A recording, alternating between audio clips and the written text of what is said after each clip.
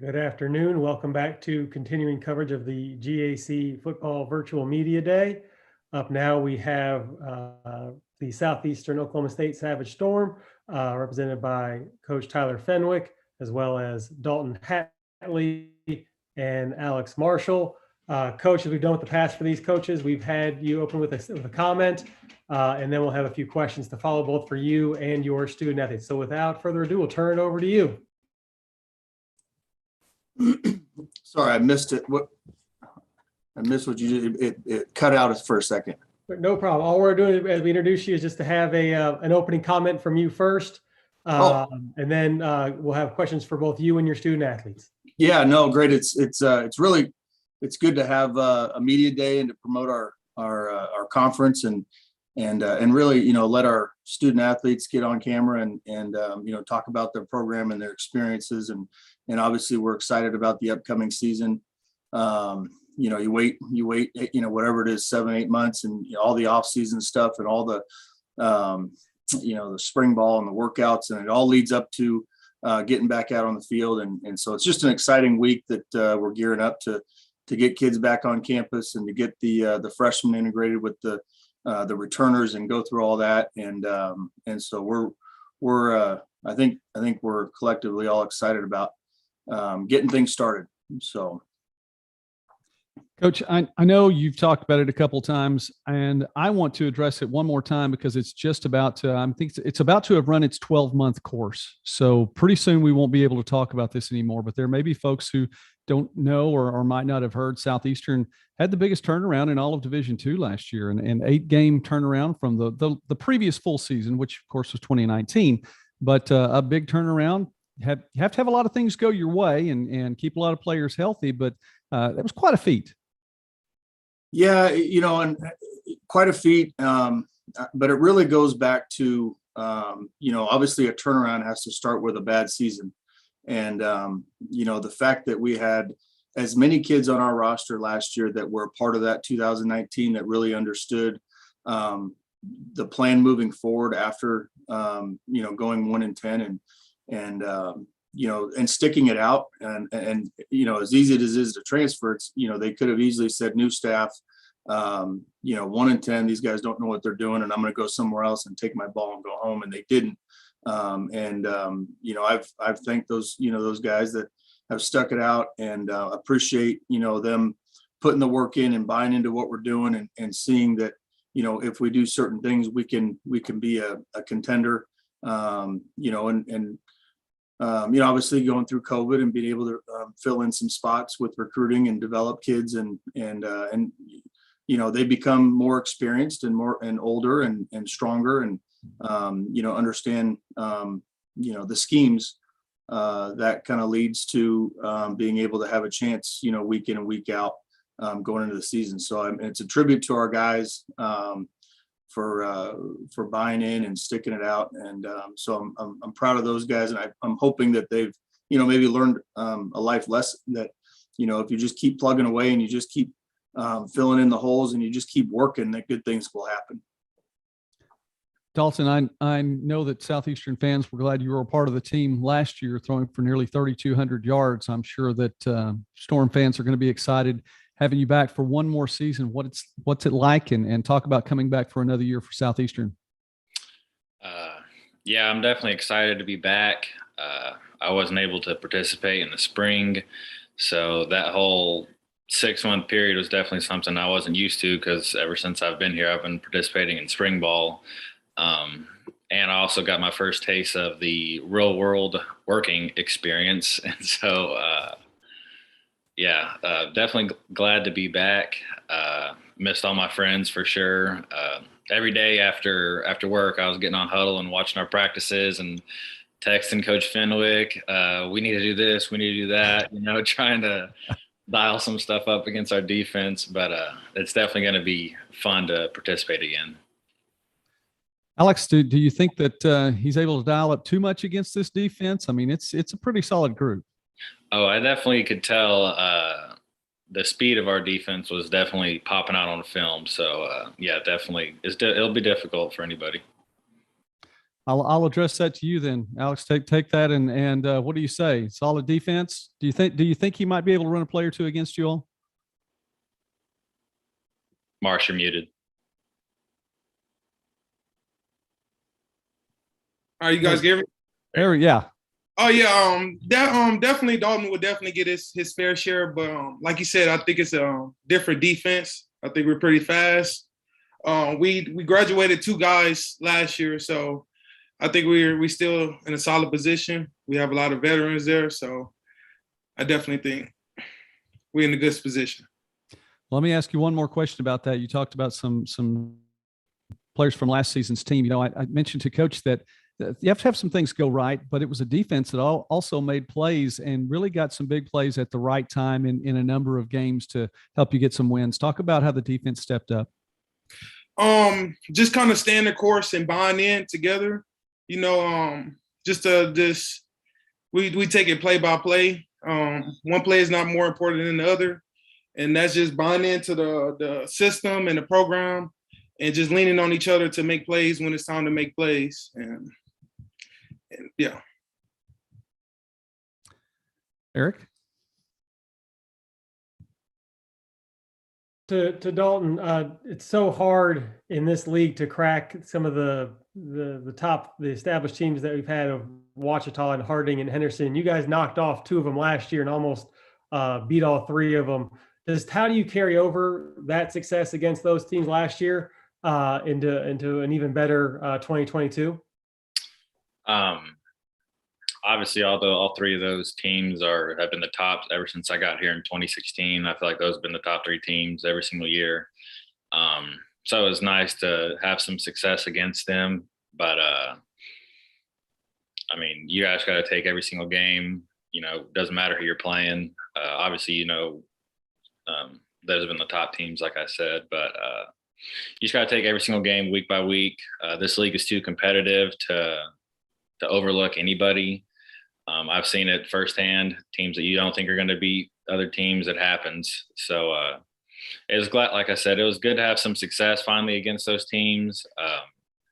We have most of our returning starters back on offense and on defense, like Marsh had said. So I think we'll have a good shot again this year. But you know, we just got to take it week by week.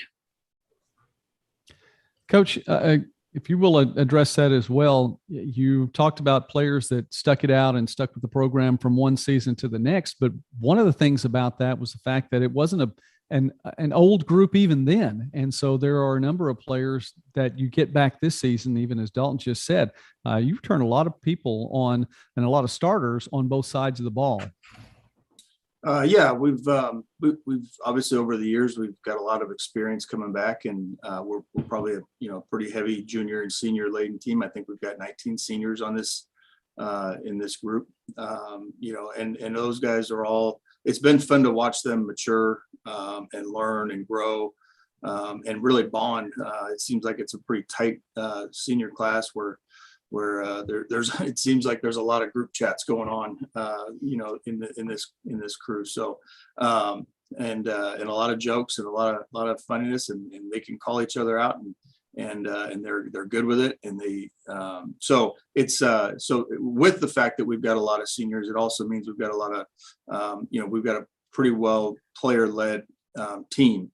Because we have guys that have been in our program for 3 years, going on 4 years, and understand what the expectations are and what the standards are and what things are supposed to look like.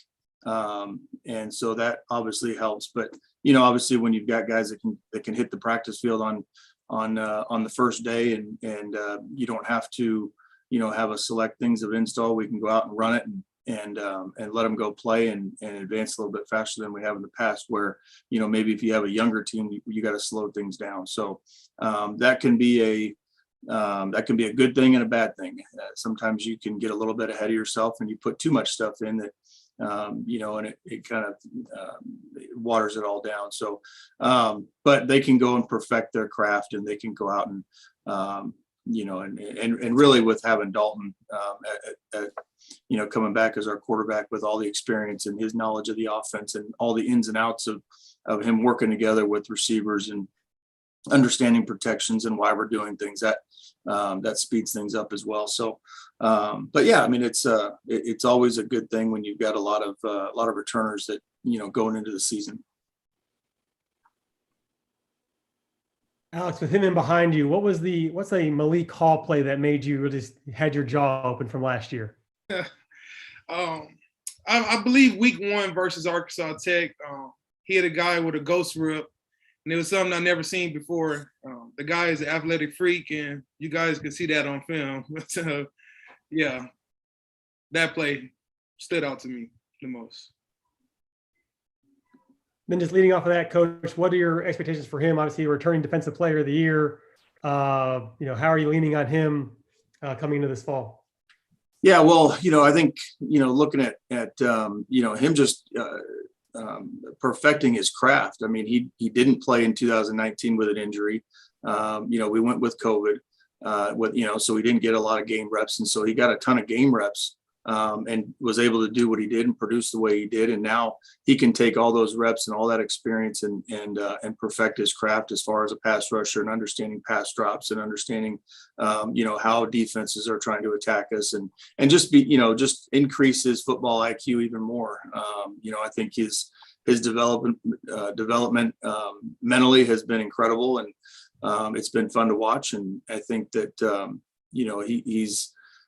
he's just one of those guys that plays so hard and with just unbelievable effort from snap to whistle that, it stands out. And, he makes plays all over the field. He makes plays all the way across the field because of his effort, and he's relentless and competitive and all the things that you're looking for. So we can do a lot of different things with him, and, look at, looking to just, find ways to utilize him and free him up.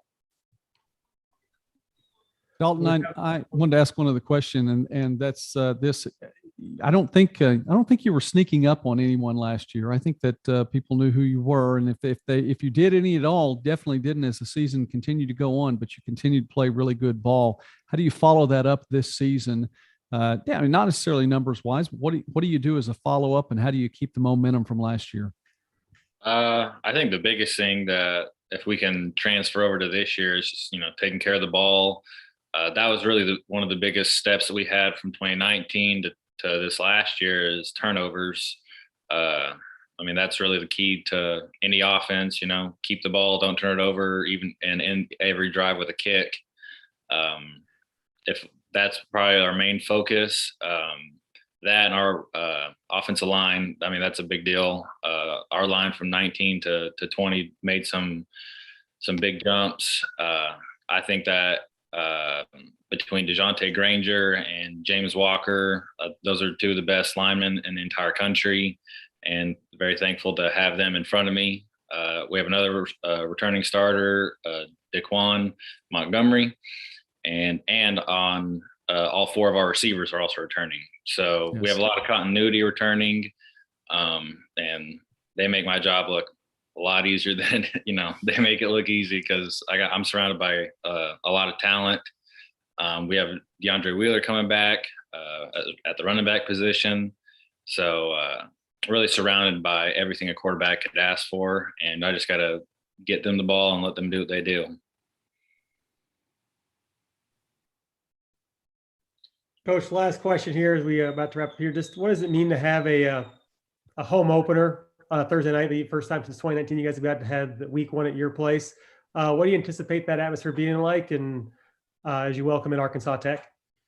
Yeah, Thursday openers are a lot of fun. I mean, it's a great atmosphere. The students are all here on campus. You don't have the certain students that go home or whatever for the weekend, so they're all here, and then it's the home opener. I mean, everybody here in Durant, the community is excited about football season coming up.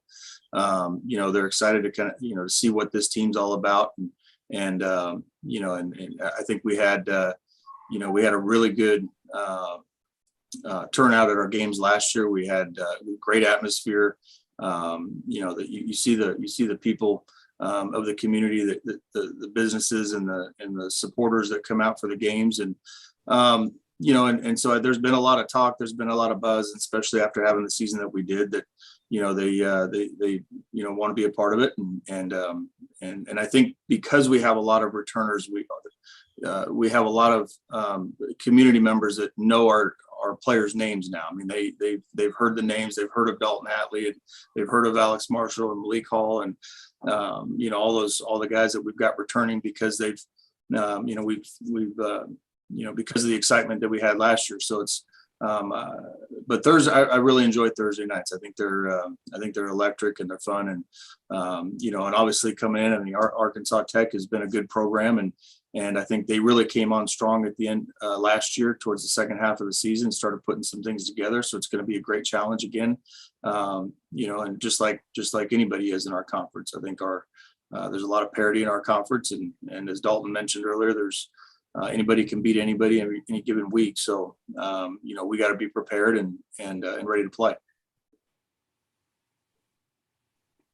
Well, with that, we'll send you guys on your way. We appreciate all three of you joining us here to talk Southeastern football here. Best of luck this fall, Coach, and we'll chat on down the season. Thank you very much. Sounds good. Appreciate it, guys. Thank you.